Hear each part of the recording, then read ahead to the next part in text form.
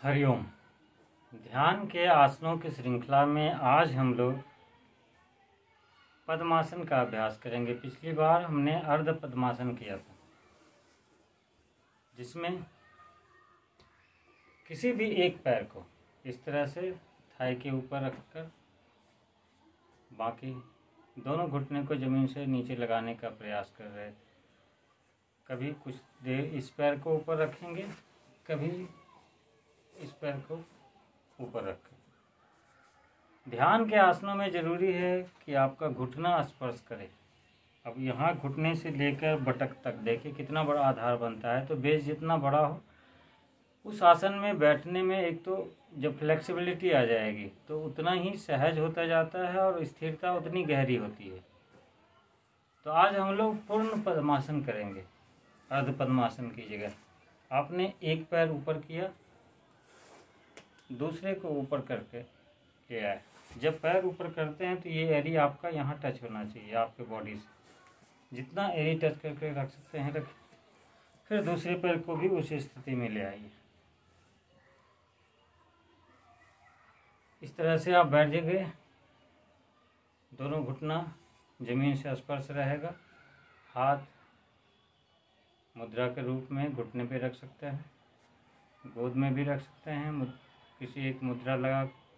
रीढ़ की हड्डी सीधी रखनी है और सिर सीधा रखना है। तो ध्यान के आसन में जब आप बैठें तो दो आसन सबसे महत्वपूर्ण मैंने बताया। एक पद्मासन, दूसरा सिद्धासन या सिद्धिन्यास।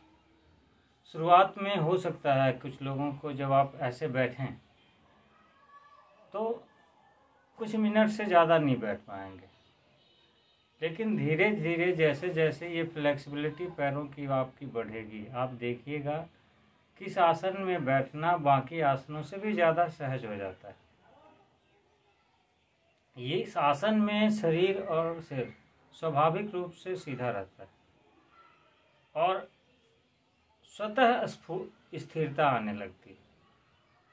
तो ध्यान के आसन में जब आप कोई अभ्यास करेंगे इस आसन में, तो जैसे जैसे स्थिरता आएगी, शरीर स्थिर होता जाएगा तो मन धीरे धीरे शांत होने लगता है।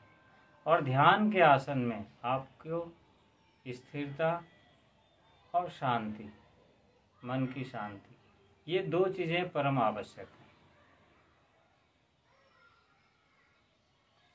मैंने पहले भी बताया था कि जिनको कमर से संबंधित कोई व्याधि हो, घुटने आदि से कोई समस्या हो, जिनको साइटिका का पैरों में दर्द रहता हो, उन लोगों से आसन नहीं शुरुआत में मत कीजिए। पहले अपनी समस्या का निवारण कर लें। या वैसे लोग जिनको नहीं कर सकते हैं, शुरुआत में कुर्सी पर बैठ कर कीजिए। धीरे धीरे समस्या ठीक होती है, फिर धीरे धीरे क्रमशः आगे बढ़िए। जल्दीबाजी मत कीजिए कि मुझे ये करना है। एक सुझाव और है पद्मासन के लिए कि जब आप पद्मासन लगाते हैं तो काफ़ी सारे लोगों में शुरुआत में, जैसे मैंने अभी दाहिने पैर को ऊपर रखा है, फिर उसके बाद बायां पैर ऊपर लाते हैं, तो कई बार क्या होता है कुछ लोगों में दाहिने पैर को पहले रखना आसान होता है, तो कुछ लोगों में बाएं पैर को ऊपर रखना आसान होता है। तो आप एक बार लगा के देख लें कि कंफर्टेबल पहले कौन रखने के बाद ये आसन आसानी से लगता है। फ्लेक्सिबिलिटी में धीरे धीरे ये घुटना आपका ज़मीन से टच रहना चाहिए। उसके बाद ध्यान के आसन में बैठ के बाकी ध्यान का जो अभ्यास आप करना चाहते हैं करें। समय धीरे धीरे बढ़ेगा।